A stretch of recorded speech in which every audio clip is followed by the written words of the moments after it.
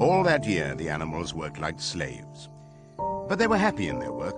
They grudged no effort or sacrifice, well aware that everything they did was for the benefit of themselves and those of their kind who would come after them, and not for a pack of idle, thieving human beings. Throughout the spring and summer, they worked a 60-hour week. And in August, Napoleon announced that there would be work on Sunday afternoons as well. This work was strictly voluntary, but any animal who absented himself from it would have his rations reduced by half. Even so, it was found necessary to leave certain tasks undone. The harvest was a little less successful than in the previous year, and 2 fields which should have been sown with roots in the early summer were not sown because the ploughing had not been completed early enough. It was possible to foresee that the coming winter would be a hard one. The windmill presented unexpected difficulties. There was a good quarry of limestone on the farm, and plenty of sand and cement had been found in one of the outhouses, so that all the materials for building were at hand.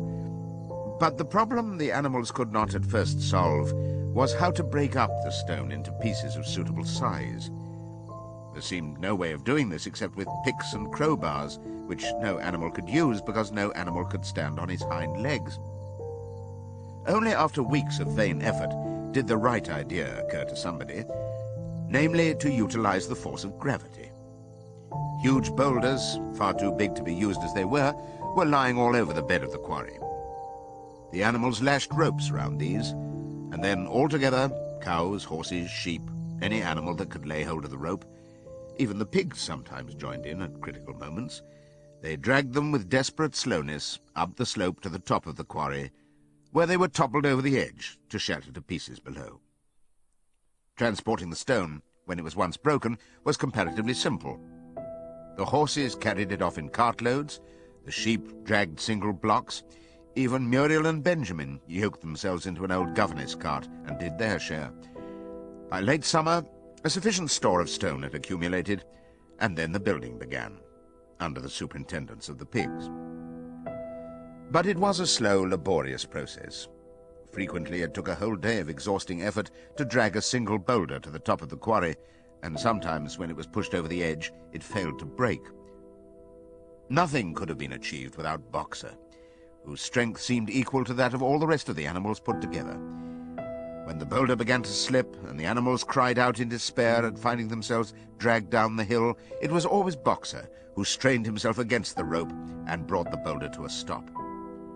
To see him toiling up the slope, inch by inch, his breath coming fast, the tips of his hoofs clawing at the ground, and his great sides matted with sweat, filled everyone with admiration. Clover warned him sometimes to be careful not to overstrain himself, but Boxer would never listen to her. His 2 slogans, "I will work harder," and "Napoleon is always right," seemed to him a sufficient answer to all problems. He had made arrangements with the cockerel to call him 3/4 of an hour earlier in the mornings instead of half an hour. And in his spare moments, of which there were not many nowadays, he would go alone to the quarry, collect a load of broken stone, and drag it down to the site of the windmill unassisted. The animals were not badly off throughout that summer, in spite of the hardness of their work. If they had no more food than they had had in Jones's day, at least they did not have less. The advantage of only having to feed themselves and not having to support 5 extravagant human beings as well was so great that it would have taken a lot of failures to outweigh it. And in many ways, the animal method of doing things was more efficient and saved labor. Such jobs as weeding, for instance, could be done with a thoroughness impossible to human beings. And again, since no animal now stole, it was unnecessary to fence off pasture from arable land, which saved a lot of labor on the upkeep of hedges and gates. Nevertheless, as the summer wore on, various unforeseen shortages began to make themselves felt. There was need of paraffin oil, nails, string, dog biscuits, and iron for the horses' shoes, none of which could be produced on the farm. Later, there would also be need for seeds and artificial manures, besides various tools, and finally the machinery for the windmill. How these were to be procured, no one was able to imagine. One Sunday morning, when the animals assembled to receive their orders, Napoleon announced that he had decided upon a new policy. From now onwards, Animal Farm would engage in trade with the neighboring farms. Not, of course, for any commercial purpose, but simply in order to obtain certain materials which were urgently necessary. The needs of the windmill must override everything else, he said. He was therefore making arrangements to sell a stack of hay and part of the current year's wheat crop, and later on, if more money were needed, it would have to be made up by the sale of eggs, for which there was always a market in Wellington. The hens, said Napoleon, should welcome this sacrifice as their own special contribution towards the building of the windmill. Once again, the animals were conscious of a vague uneasiness. Never to have any dealings with human beings, never to engage in trade, never to make use of money. Had not these been among the earliest resolutions passed at that first triumphant meeting after Jones was expelled? All the animals remembered passing such resolutions, or at least they thought that they remembered it. The 4 young pigs who had protested when Napoleon abolished the meetings raised their voices timidly, but they were promptly silenced by a tremendous growling from the dogs. And then, as usual, the sheep broke into 4 legs good, 2 legs bad, and the momentary awkwardness was smoothed over. Finally, Napoleon raised his trotter for silence and announced that he had already made all the arrangements. There would be no need for any of the animals to come into contact with human beings, which would clearly be most undesirable. He intended to take the whole burden upon his own shoulders. Mr. Whymper, a solicitor living in Willingdon, had agreed to act as intermediary between Animal Farm and the outside world, and would visit the farm every Monday morning to receive his instructions. Napoleon ended his speech with his usual cry of "Long live Animal Farm," and after the singing of Beasts of England, the animals were dismissed. Afterwards, Squealer made a round of the farm and set the animals' minds at rest. He assured them that the resolution against engaging in trade and using money had never been passed, or even suggested. It was pure imagination, probably traceable in the beginning to lies circulated by Snowball. A few animals still felt faintly doubtful, but Squealer asked them shrewdly, "Are you certain that this is not something you have dreamed, comrades? Have you any record of such a resolution? Is it written down anywhere?" And since it was certainly true that nothing of the kind existed in writing, the animals were satisfied that they had been mistaken. Every Monday, Mr. Whymper visited the farm as had been arranged. He was a sly-looking little man with side whiskers, a solicitor in a very small way of business, but sharp enough to have realized earlier than anyone else that Animal Farm would need a broker, and that the commissions would be worth having. The animals watched his coming and going with a kind of dread, and avoided him as much as possible. Nevertheless, the sight of Napoleon on all fours delivering orders to Whymper, who stood on 2 legs, roused their pride and partly reconciled them to the new arrangement. Their relations with the human race were now not quite the same as they had been before. The human beings did not hate Animal Farm any less now that it was prospering. Indeed, they hated it more than ever. Every human being held it as an article of faith that the farm would go bankrupt sooner or later, and above all, that the windmill would be a failure. They would meet in the public houses and prove to one another by means of diagrams that the windmill was bound to fall down, or that if it did stand up, then that it would never work. And yet, against their will, they had developed a certain respect for the efficiency with which the animals were managing their own affairs. One symptom of this was that they had begun to call Animal Farm by its proper name, and ceased to pretend that it was called the Manor Farm. They had also dropped their championship of Jones, who had given up hope of getting his farm back and gone to live in another part of the county. Except through Whymper, there was as yet no contact between Animal Farm and the outside world, but there were constant rumors that Napoleon was about to enter into a definite business agreement, either with Mr. Pilkington of Foxwood or with Mr. Frederick of Pinchfield, but never, it was noticed, with both simultaneously. It was about this time that the pigs suddenly moved into the farmhouse and took up their residence there. Again, The animals seemed to remember that a resolution against this had been passed in the early days, and again Squealer was able to convince them that this was not the case. It was absolutely necessary, he said, that the pigs, who were the brains of the farm, should have a quiet place to work in. It was also more suited to the dignity of the leader, for of late he had taken to speaking of Napoleon under the title of leader, to live in a house than in a mere sty. Nevertheless, some of the animals were disturbed when they heard that the pigs not only took their meals in the kitchen and used the drawing room as a recreation room, but also slept in the beds. Boxer passed it off as usual with, "Napoleon is always right." But Clover, who thought she remembered a definite ruling against beds, went to the end of the barn and tried to puzzle out the 7 commandments which were inscribed there. Finding herself unable to read more than individual letters, she fetched Muriel. "Muriel," she said, "read me the 4th commandment. Does it not say something about never sleeping in a bed?"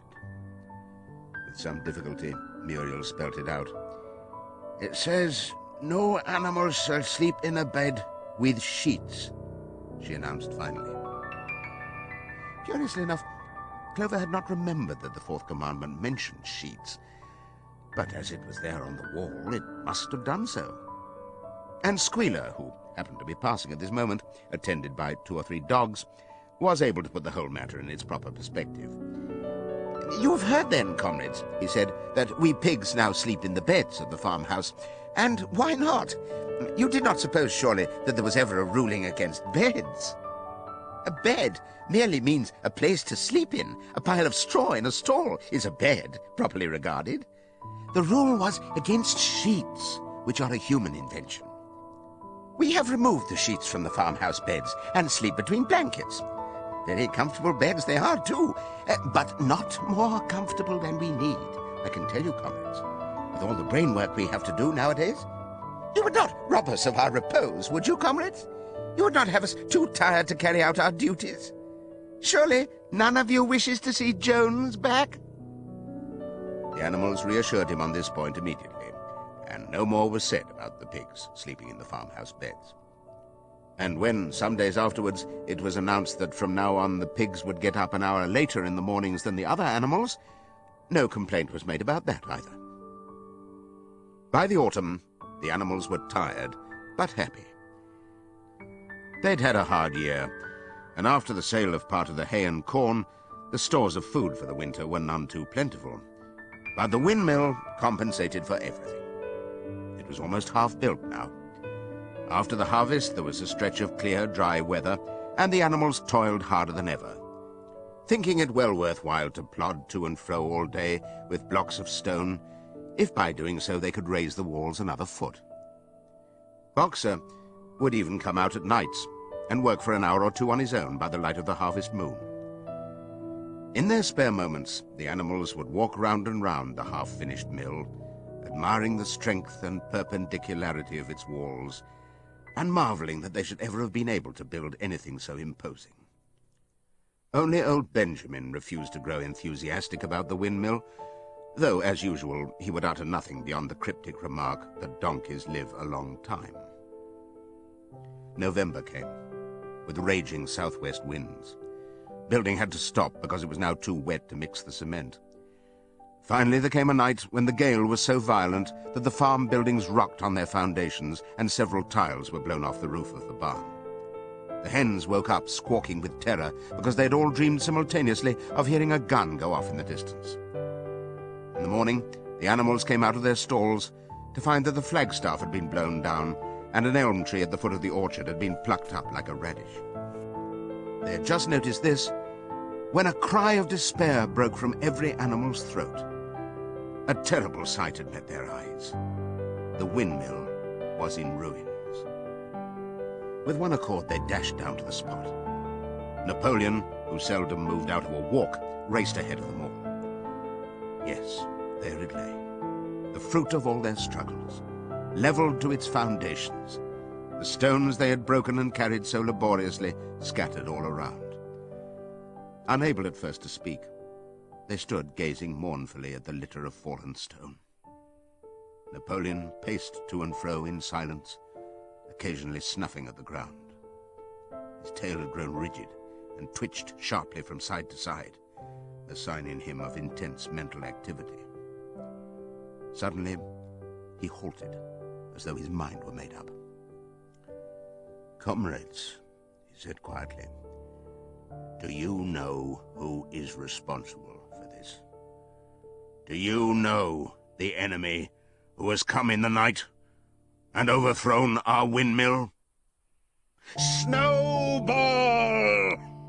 He suddenly roared in a voice of thunder. "Snowball has done this thing, in sheer malignity, thinking to set back our plans and avenge himself for his ignominious expulsion. This traitor has crept here under cover of night and destroyed our work of nearly a year. Comrades, here and now I pronounce the death sentence upon Snowball. Animal hero second class and half a bushel of apples to any animal who brings him to justice.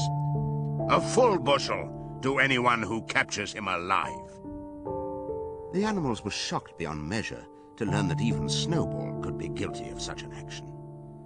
There was a cry of indignation, and everyone began thinking out ways of catching Snowball if he should ever come back. Almost immediately, the footprints of a pig were discovered in the grass at a little distance from the knoll. They could only be traced for a few yards, but appeared to lead to a hole in the hedge. Napoleon snuffed deeply at them and pronounced them to be Snowball's. He gave it as his opinion that Snowball had probably come from the direction of Foxwood Farm. "No more delays, comrades," cried Napoleon when the footprints had been examined. "There is work to be done. This very morning we begin rebuilding the windmill, and we will build all through the winter, rain or shine. We will teach this miserable traitor that he cannot undo our work so easily. Remember, comrades, there must be no alteration in our plans. They shall be carried out to the day. Forward, comrades! Long live the windmill! Long live Animal Farm!"